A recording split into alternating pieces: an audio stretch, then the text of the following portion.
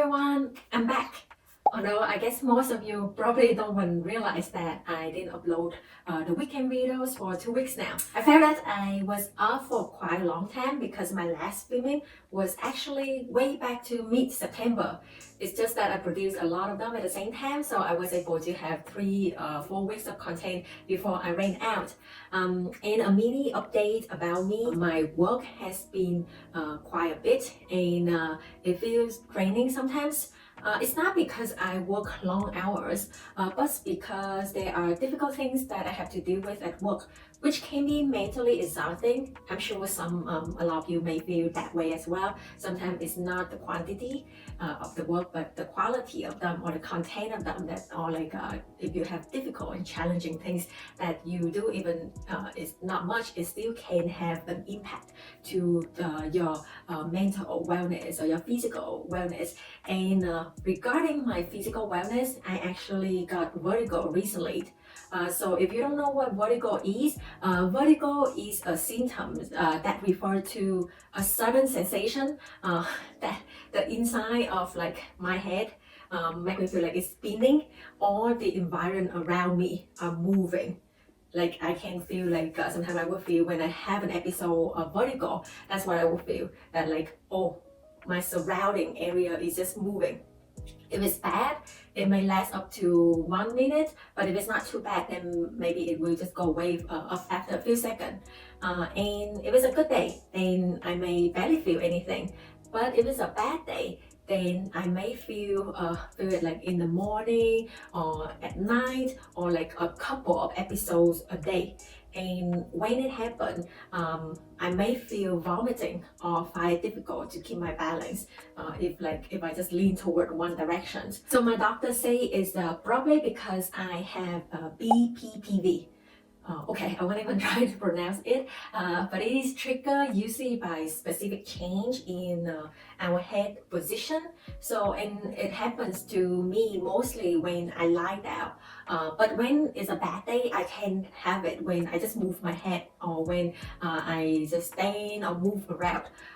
Well, the good thing is that they say most of the time it's not serious, and it can just magically disappear one day, just like how it appeared one day to me.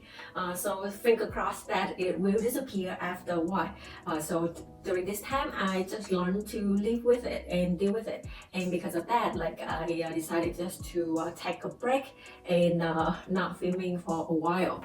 And yeah, that's why I ran out of some content. So anyways, because of both my mental and physical conditions recently, I thought it's good to do an episode about self-care.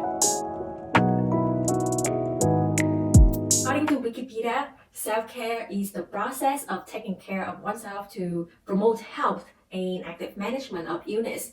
So when it occurs, so in my case, it's the vertigo recently.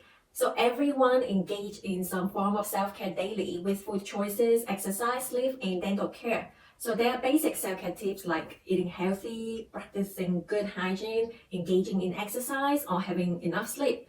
So today I want to share with you on the self-care tips that work best for me. So back when I was younger, I would say yes to almost everything, from attending events, doing volunteering work, or taking on extra activities.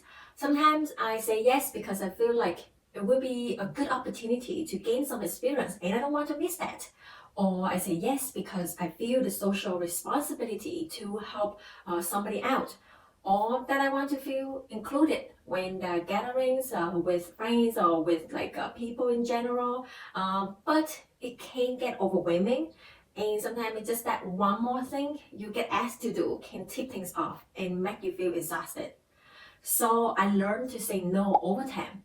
And I have to say, I get more comfortable saying no. But definitely it's something that I still have to keep reminding myself of. I learned that there will always be opportunities, and there will always be work that people need your help. So it's best that you choose to do something that is also enjoyable for you and that can fulfill maybe multiple objectives at the same time. How about someone gain some experience and you like it and that your time permitted? So I think it is very important learn how to say no as our life get busier and we have more responsibilities at work or home. And a true friend will not be unhappy if you cannot attend the events. A good organization will still appreciate your help whenever you can, as long as you do it well when you say yes. So for me, it's important to know what matter for you is the most, and then prioritize things that matter and put aside things that have low priorities or that really don't matter for your life.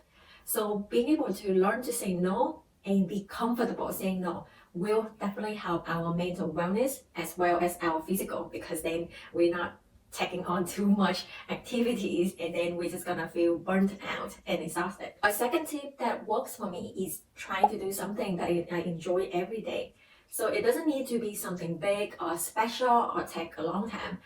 If you watch my vlogs, you can see that I'm on a massage chair almost in every single vlog because I quite enjoy it. Probably because I'm a very lazy person physically. On another side, I really like to read, not the academic papers or news or anything like that. I think I have enough courses that I have to read papers or books or at work or for my study. So in my spare time, I really don't want to read anything that I have to think too much. So I just enjoy reading fictional novel, those with romance flavor. So these days I'm really into Chinese novel, especially those that have smart characters, like smart male leads or female leads, or just lots of fluff and cuteness. I think I read at least like 100 novels per year, from like the short one with like 10 to 20 chapters to the longer one with over 1,000 chapters. So if you ever need a recommendation, just let me know. Another thing that works for me is taking a longer break and going on trips. So pre-pandemic, my husband and I usually have one big trip and one or two small trips per year. We usually go back to Asia to visit our parents. It's not just the trip itself that makes me happy, but also the anticipation before. So I feel like there is something that I can look forward to in the next few months, and I can also do lots of planning, like from outfits to places to like where we should take pictures and photo shoot and make it fun. So usually after a trip, I will feel much more refreshing, and often I get to see my parents or a relative or old friends. So that is always very nice. So last year, we didn't go anywhere, but we still make sure that we could took vacation at year end and plan for like some holiday photo shoot. So it's not the same but better than nothing. So I think it's important that we know to take time off for ourselves when we just need to have a break to feel recharged again. So for me, this is really helpful because it's something for me to look forward to, and something that allow us to break away from the regular routine and do something differently. So we are planning to go somewhere within Canada for our anniversary end of this year, so I'm excited about it. I'm not a person that gets stressed easily. At least not in my definition of stress, I guess. In a way, I say that I have been training myself to control my mindset.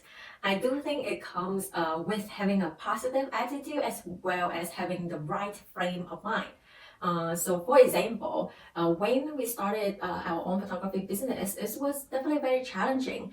Things were difficult, but not because of that I would say this is a bad experience or anything. I know running our own business will be difficult. So, and even if right now when we work in a company, there's always gonna be times that things will be very busy and chaotic. And in any activities, if we have to deal with people, there will be time that is more difficult than others. But I would just like accept that things come with challenge, and it's like wave. Sometimes it will be good and sometimes it's bad. So there's no day that it will be like, oh, this is the worst day ever or something, because I would just look at it like, will I think the same 5 years from now? Would it actually matter in the long run? So I'm just kind of accept when things get difficult, and then just move on from it. And I know that sometimes we cannot control our thoughts, and because we can have a lot of thoughts during one day. So for me, sometimes I would just try to find ways to relax or steer my attention to something else. Perhaps it can be taking a bath or like reading a very touching novel, because when I read some emotional novel that maybe involve like people with a more difficult life, then I can feel more appreciated of my own life and feel like, yeah, it's pretty good. What I feel right now is not bad at all. So having those kind of mindset would help with our mental health, in my opinion.